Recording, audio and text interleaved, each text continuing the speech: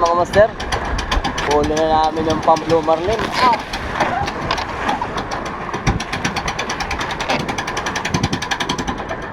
Sa 2 oras kami nagpapahila mga master. Sobrang labo ng tubig. Tapos maalon pa. Uwi na kami.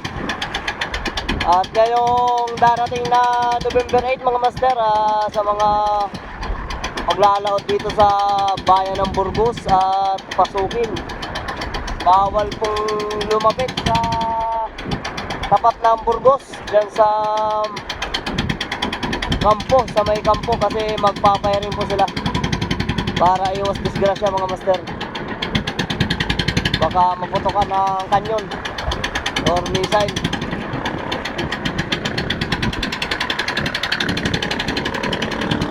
Nabuhay pa yung paa namin mga master, no? Yellow pin. Buhay na buhay pa.